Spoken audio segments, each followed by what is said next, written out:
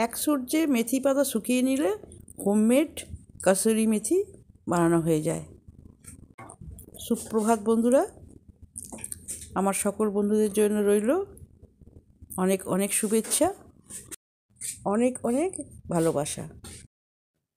সকালে যেমন প্রতিদিন কাজ থাকে, সমস্ত কাজ, বাসন মাজা, ধোয়া, ঘর মোছা, ঝাঁটা দেওয়া, কাচাকুচি সমস্ত কিছু করতে যেমন হয়, আজও সেরকম করতে হলো। করে এবার কাপড়গুলো যেগুলো কেচেছিলাম সেইগুলো ছাদে এসে শুকোতে দিচ্ছি। এরপর তো আবার রান্নাঘর আছে। তার আগে চুলটা আমাকে আঁচড়ে নিতে হবে। চুলটা কালকে বিকাল থেকে আঁচড়ানো হয়নি, সেই জন্য চুলটা ভালো করে আমি আঁচড়ে তারপর আমি রান্নাঘরে ঢুকবো। আগে গামছাগুলো ভালো করে, সমস্ত কাপড় চোপড়গুলো ভালো করে টান টান করে শুকনো করে দিতে হবে। শীতকাল তো বেশিক্ষণ ছাদে আবার রোদ থাকে না, আবার একটু ভিজে ভিজে থাকলেও ভালো লাগে না, ঠান্ডা লাগে। তাই ভালো করে টান টান করে নেড়ে চেড়ে শুকনো করতে দিচ্ছি।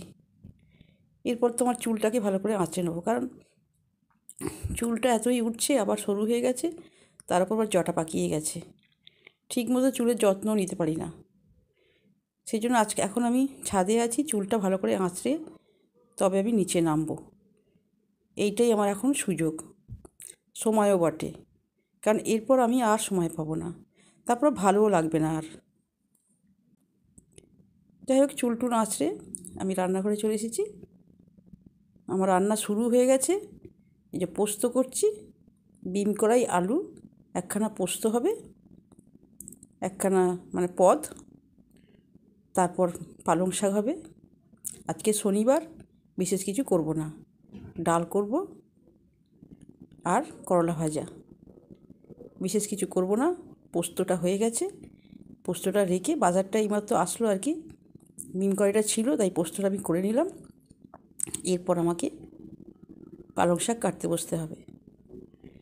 পালং শাক করব, বেগুনি ডালটা প্রেশার কুকারে বসিয়ে দেব, দিয়ে পালং শাকটা কাটবো।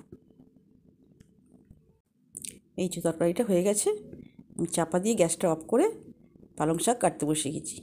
এই যে এখন পালং শাক না খেলে কোনো শাকই ভালো লাগে না, মানে পালং শাকটাই ভালো লাগে, সেই জন্য পালং শাকটা আমি কাটতে বসে গেছি।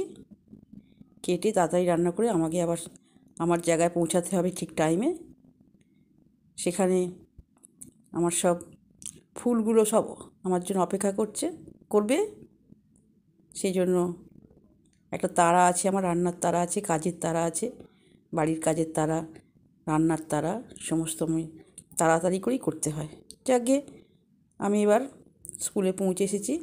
আমার শিশুরা সব প্রার্থনা করছে, ওরা প্রার্থনা লাপালাপি নাচানাচি করে, সবাই শিশুকে, ওরা তো বোঝে না। এবার ওরা সব আঁকতে বসে গেছে, দেখুন খুব সুন্দর আঁকছে সব। সেটা এক একজন খুব ভালো আঁকে, কাগজ, রং পেন্সিল এই সমস্ত দিই, কিন্তু এত নোংরা করে, হ্যাঁ সব শেষ করে দিয়েছে আমার কাগজ।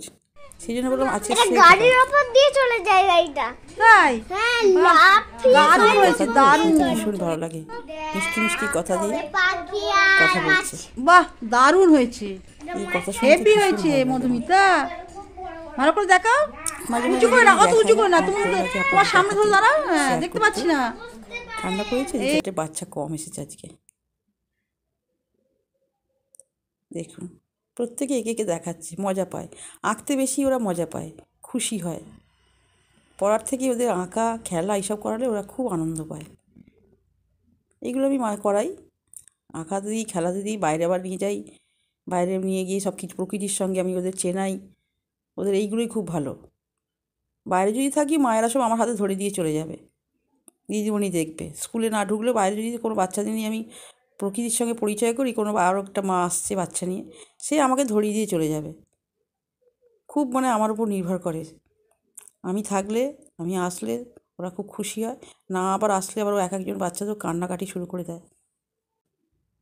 এখন তো বিকাল হয়ে গেছে, স্কুল থেকে চলে এসেছি, খাওয়া দাওয়া হয়ে গেছে, বাড়ির সমস্ত কাজও হয়ে গেছে, বিকাল হয়ে গেছে। বিকালে আমার যেটা কাজ সেটা আমি আনন্দ মনে করছি, এটা না করলে আমার মনটা ভালো লাগে না। এদেরকে বিকেলবেলা হলে আমি একটু গাছের জল দিই, কারণ জল তো জীবন নয়, জলের অপর নাম জীবন। না হলে ওদের জল না দিলে এরা কি করে বাঁচবে বলুন তো? সেই জন্য আমি জলটা দিচ্ছি, দিয়ে এদের বাঁচিয়ে রাখার চেষ্টা করছি। পুঁই গাছটা খুব সুন্দর হয়েছে, কিন্তু আমি মাচা বোধ করতে পারছি না। তারপর কাছে জলটা ভালো করে দিয়ে দিই পরিপূর্ণভাবে। দেওয়া হয়ে গেলে আরও তো কাজ আছে আমার। এবার একটু রেস্ট নেব, নিয়ে তারপর আমি সন্ধে দেখিয়ে তারপর আবার যেমন রাতের কাজ আছে সেরকম করতে হবে। গাছে জলগুলো ভালো করে দিয়ে দিচ্ছি। জলগুলো দিচ্ছি বলে মোটামুটি গাছগুলো ঠিক আছে, তরতাজা আছে, নাহলে কিন্তু শুকিয়ে যেত। আর এই পেঁয়াজ গাছে আমি বেশি জল দিই না, পেঁয়াজের সব গাছগুলো বেরিয়ে পড়েছে। একটা বেরোয়নি, হয়তো নাও বেরোতে পারে। ওর মধ্যে কোনো আমি শক্ত মতো, আগেরটা বেরোচ্ছিল না কিন্তু শক্ত মতো ছিল দেখলাম। এটা কিছুই নেই, হয়তো পচে যাবে। থাক, দেখি যদি হয় ভালো। যাক, আমার গাছে এখন জল দেওয়া হয়ে গেছে। এইবার আমি একটু রেস্ট নেব বন্ধুরা।